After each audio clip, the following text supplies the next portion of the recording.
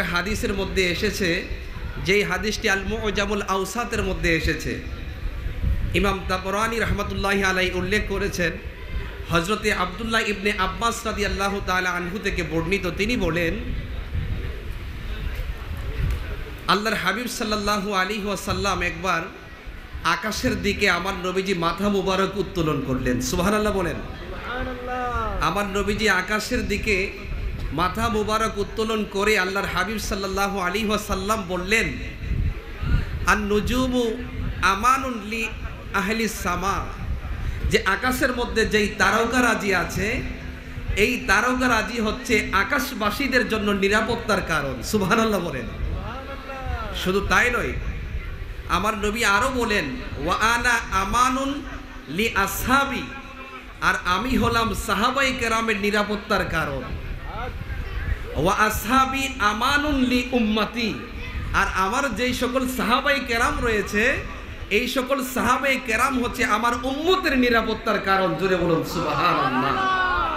এই জন্য সাহাবায়ে কেরামের গুরুত্ব কম না বেশি? আর জোরে বলুন না, কম না বেশি? আমার নবীজির সাহাবায়ে কেরামের মধ্য থেকে অন্যতম একজন সাহাবী ছিলেন আসাদুল্লাহিল গালেব, শেরে খুদা, হযরতে মাওলা আলী রাদিয়াল্লাহু তাআলা আনহু। সুবহানাল্লাহ বলতেন না? তিনি কেমন সাহাবী ছিলেন? আজকে যার স্মরণে কনফারেন্স হচ্ছে, যে মাওলা আলী রাদিয়াল্লাহু তাআলা আনহুর স্মরণে কনফারেন্স হচ্ছে, হযরতে শেরে খুদা মাওলা আলী রাদিয়াল্লাহু তাআলা আনহু কেমন সাহাবী ছিলেন?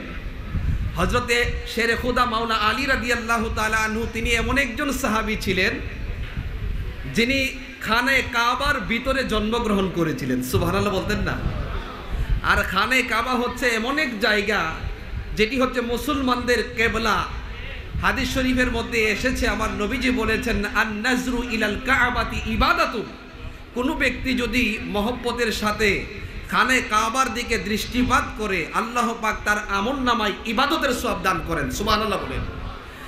আর শেরে খুদা মাওলা আলী রাদিয়াল্লাহু তাআলা আনহু, আজকে যার স্মরণে দাওয়াতে ইমানি বাংলাদেশের অধীনে তাহিরিয়া সুন্নি যুব সংগঠনের উদ্যোগে যে মাওলা আলী রাদিয়াল্লাহু তাআলা আনহুর সম্পর্কে আজকে যে কনফারেন্স হচ্ছে, এই মাওলা আলী রাদিয়াল্লাহু তাআলা আনহু হচ্ছেন এমন একজন সাহাবী, যিনি একদিকে খানে কাবার ভিতরে জন্মগ্রহণ করেছেন। তিনি এমন একজন সাহাবী ছিলেন, আমার নবীজি দুনিয়াতে থাকা অবস্থায় যেই 10 জন সাহাবাই কেরামদেরকে জান্নাতের সুসংবাদ দিয়েছেন, আমার নবীজি দুনিয়ায় থাকা অবস্থায় আল্লাহর হাবিব সাল্লাল্লাহু আলাইহি সাল্লাম যেই 10 জন সাহাবীকে জান্নাতের সার্টিফিকেট দিয়েছেন, তাদের মধ্য থেকে অন্যতম একজন সাহাবী ছিলেন মাওলা আলী রাদিয়াল্লাহু তাআলা আনহু। জোরে বলুন সুবহানাল্লাহ। আর জোরে বলুন সুবহানাল্লাহ। শুধু তাই নয়, মাওলা আলী রাদিয়াল্লাহু তাআলা আনহু তিনি হচ্ছেন এমন একজন সাহাবী, আমার নবী নবুয়তের নুরানি জবান মুবারকে মাওলা আলী রাদিয়াল্লাহু তাআলা আনহুকে বলতেন, ইয়া আবা তুরাব। আমার নবীজি বলতেন, হে মাটির পিতা। সুবহানাল্লাহ বলতেন না? যার উপাধি ছিল আসাদুল্লাহ, আল্লাহর সিংহ। শুধু তাই নয়, তিনি এমন একজন সাহাবী ছিলেন, যিনি যুবকদের মধ্যে সর্বপ্রথম যিনি ইসলাম ধর্ম গ্রহণ করেছিলেন।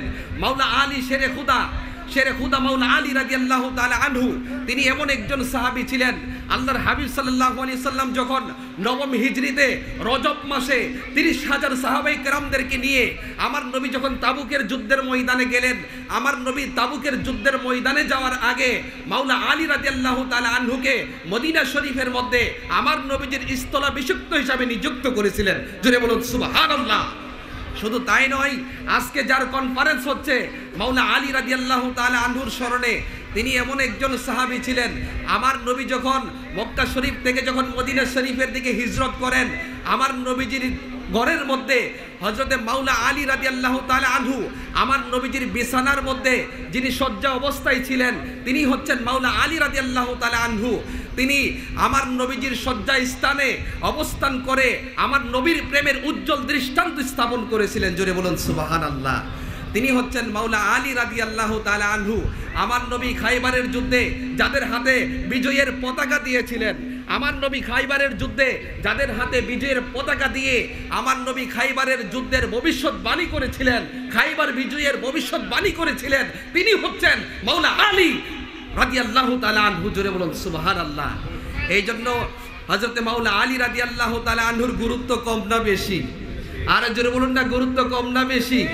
তিনি কেমন সাহাবী? আজকে আমরা ভাগ্যবান, আজকে আমরা এমন একটা কনফারেন্সে এসেছি যার আলোচনা করলে ইবাদতের সওয়াব হয়, যার আলোচনা শুনলে ইবাদতের সওয়াব হয়, যার কনফারেন্স করলে ইবাদতের সওয়াব হয়, যার কনফারেন্স শুনলে আল্লাহ পাক তার বান্দার আমলনামায় ইবাদতের সওয়াব দান করেন। জোরে বলুন সুবহানাল্লাহ। শুধু তাই নয়, হাদিস শরীফের একখানা কিতাব, যেই কিতাবের নাম হচ্ছে কানজুল উম্মাল। কানজুল উম্মালের মধ্যে প্রথম খণ্ড 156 পৃষ্ঠার মধ্যে ইমাম মুত্তাকি হিন্দি রাহমাতুল্লাহি আলাই কানজুল উম্মালের মধ্যে একটা হাদিস বর্ণনা করেছেন। মাওলা আলী শেরে খুদা মাওলা আলী রাদিয়াল্লাহু তাআলা আনহু হচ্ছেন আসাদুল্লাহিল গালিব, মুশকিল কুশা হায়দারে কারার। মাওলা আলী রাদিয়াল্লাহু তাআলা আনহু হচ্ছেন এমন একজন সাহাবী যার সম্পর্কে আমার নবী বলেছেন যিকরু আলীগিন ইবাদাতুন। জোরে বলুন না সুবহানাল্লাহ। যে আলী রাদিয়াল্লাহু তাআলা আনহুর স্মরণ করলে, আলোচনা করলে আল্লাহ পাক আমল নামায় ইবাদতের সওয়াব দান করেন। সুবহানাল্লাহ। শুধু তাই নয়, তিনি এমন একজন সাহাবী ছিলেন যার সম্পর্কে আমার নবীজি বলেছেন আন নাজরু ইলা ওয়াজহে আলীগিন ইবাদাতুন। কোনো ব্যক্তি যদি মুহাম্মদের সাথে আলী রাদিয়াল্লাহু তাআলা আনহুর চেহারার দিকে দৃষ্টিপাত করে তার আমল নামায় আল্লাহ পাক ইবাদতের সওয়াব দান করেন। আমার নবীজি এই সাহাবী সম্পর্কে মাওলা আলী রাদিয়াল্লাহু তাআলা আনহু সম্পর্কে আরো বলেছেন মান কুনতু মাওলাহু ফা আলিয়্যু মাওলাহু। আমি যার মাওলা, আমি যার অভিভাবক, আলী হচ্ছে তার অভিভাবক। জোরে বলুন সুবহানাল্লাহ। তিনি হচ্ছেন শেরে খোদা মাওলা আলী রাদিয়াল্লাহু তাআলা আনহু। এই জন্য আজকে এমন একটি কনফারেন্স হচ্ছে, আমরা অনেক ভাগ্যবান। এখানের মধ্যে আলোচনা হচ্ছে মাওলা আলী রাদিয়াল্লাহু তাআলা আনহু সম্পর্কে।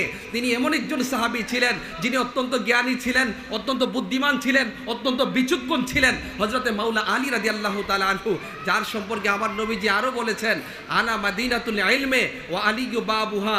আমি হলাম এলেমের শহর, মাওলা আলী হচ্ছেন সেই শহরের দরওয়াজা। সুবহানাল্লাহ বলতেন না? এই জন্য কোনো ব্যক্তি যদি এলমে শরীয়ত, এলমে তরিকত, এলমে হাকিকত, এলমে মারিফতের জ্ঞান অর্জন করতে চায় তাহলে মাওলা আলীর সাথে সুসম্পর্ক রাখতে হবে। সুবহানাল্লাহ বলেন না? শুধু তাই নয়, আমার নবী আরো বলেছেন আনা দারুল হিকমাতে ওয়া আলিয়্যু বাবুহা। আমি হলাম হিকমতের ঘর আর সেই ঘরের দরওয়াজা হচ্ছে মাওলা আলী। জুড়ে বলুন সুবহানাল্লাহ। হযরত মাওলা আলী রাদিয়াল্লাহু তাআলা আনহু এত বেশি জ্ঞানের অধিকারী ছিলেন, তিনি বলতেন সালুনি আন কিতাবিল্লাহ, সালুনি আন কিতাবিল্লাহ। আমাকে তোমরা কুরআনুল কারীম থেকে যে কোনো প্রশ্ন আছে তোমরা আমাকে সে কোনো প্রশ্ন করতে পারো। যদি বলুন না সুবহানাল্লাহ। এই জন্য মাওলা আলী রাদিয়াল্লাহু তাআলা আনহু আমার নবীজির অন্যতম একজন গুরুত্বপূর্ণ সাহাবী, যিনি হচ্ছেন জান্নাতের সুসংবাদপ্রাপ্ত একজন সাহাবী। তিনি কেমন জ্ঞানের অধিকারী ছিলেন? মাওলা আলী রাদিয়াল্লাহু তাআলা আনহুর খেলাফতের সময় দুইজন মহিলা যাদের একই সময় বিবাহ হয়েছিল এবং এক রাত্রের মধ্যে তাদের ঘরের মধ্যে দুইজন সন্তান আসলো। মাওলা আলী রাদিয়াল্লাহু তাআলা আনহুর খেলাফতের সময় রাতের অন্ধকারে দুইজন মহিলার গর্ভে একই সময়ে দুইজন সন্তান প্রসব করলো। একজনের ঘরে ছেলে সন্তান হয়েছিল, আরেকজনের ঘরে মেয়ে সন্তান হয়েছিল। তখন ছিল রাত্রিবেলা। তখন ওই দুইজন মহিলা, তাদের মধ্যে একটা তর্ক বিতর্ক হলো। যিনি কন্যা সন্তান জন্ম দিলেন তিনি বলতেছেন ছেলে সন্তান আমার, আবার ওই দিক দিয়ে যিনি ছেলে সন্তান জন্ম দিলেন তিনি বললেন না ছেলে সন্তান আমার। এই দিক দিয়ে দুই মহিলার মধ্যে একটা তর্ক বিতর্ক শুরু হয়ে গেল। একজন বলতেছে ছেলে সন্তান আমার, আরেকজন বলতেছে না ছেলে সন্তান তোমার নয়, তোমার হচ্ছে মেয়ে সন্তান আর আমার হচ্ছে ছেলে সন্তান। এই নিয়ে যখন মাওলা আলী রাদিয়াল্লাহু তাআলা আনহুর খেলাফতের সময়ে দুইজন মহিলার মধ্যে যখন তর্ক বিতর্ক হলো, তখন এই বিষয়টি সমাধানের জন্য তৎকালীন সময়ে মাওলা আলী রাদিয়াল্লাহু তাআলা আনহুর নিকট গেল। ওই দুইজন মহিলা যখন গেল, গিয়ে বলল হুজুর ছেলে সন্তান আমি জন্ম দিয়েছি। আরেকজন বলল না ছেলে সন্তান আমি জন্ম দিয়েছি। আপনি আজকে আমাদের মধ্যে যেই তর্ক বিতর্ক হচ্ছে কে ছেলে সন্তানের মা, এই বিষয়টির সমাধান আপনি দিয়ে দেন। সুবহানাল্লাহ বলতেন না? আর যেন বলুন না সুবহানাল্লাহ।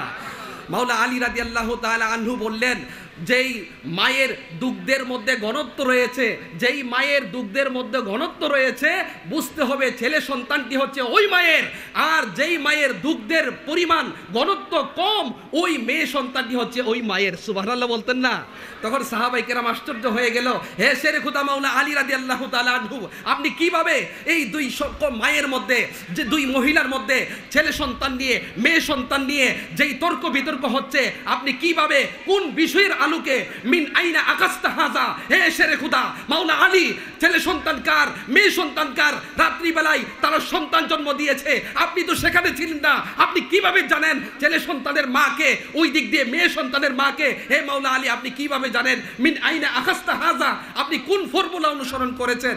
তখন মাওলা আলী শেরে খুদা আলী রাদিয়াল্লাহু তাআলা আনহু বললেন, আমি কিভাবে জেনেছি ছেলে সন্তান কার, মেয়ে সন্তান কার? তখন মাওলা আলী রাদিয়াল্লাহু তাআলা আনহু বলেন, মিন কাউলিহি তাআলা লিযাকারে মিসলু হাজ্জিল উনসাইন, কুরআনুল কারীমের একটি আয়াত, আল্লাহ তাআলা বলেছেন লিযাকারে মিসলু হাজ্জিল উনসাইন, দুইজন কন্যা যা পাবে একজন ছেলে সন্তান তাদের চাইতে ডাবল পাবে, অর্থাৎ দুইজন কন্যা যেই অংশ পায়, দুইজন কন্যার সমান একজন ছেলে সেই অংশ পায়, একজন ছেলে দুইজন কন্যার সমপরিমাণ অংশ পেয়ে থাকে এই দুনিয়ার মধ্যে।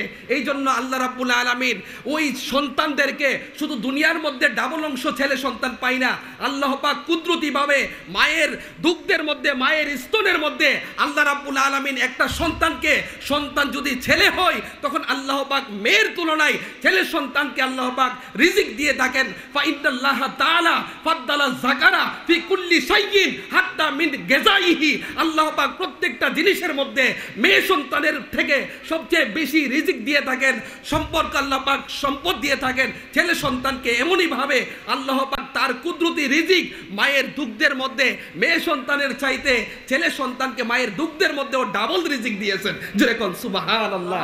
এই জন্য যেই মায়ের দুগ্ধের মধ্যে ঘনত্ব রয়েছে বুঝতে হবে ছেলে সন্তানটি সেই মায়ের, আর যেই মায়ের দুগ্ধের পরিমাণ হালকা বুঝতে হবে মেয়ে সন্তানটি হচ্ছে সেই মায়ের। এইভাবে মাওলা আলী রাদিয়াল্লাহু তাআলা আনহু অত্যন্ত বিচক্ষণতার সাথে, হিকমতের সাথে হযরত আলী রাদিয়াল্লাহু তাআলা আনহু প্রত্যেকটা জটিল বিষয়ের সমাধান দিতেন। জোরে বলুন সুবহানাল্লাহ, আর জোরে বলুন সুবহানাল্লাহ, আল্লাহু আকবার, ইয়া রাসূলুল্লাহ। এই জন্য সেই মাওলা আলী রাদিয়াল্লাহু তাআলা আনহুর মহব্বত আমাদের দরকার আছে কি নাই? আর জোরে বলুন না, দরকার আছে কি নাই? হযরত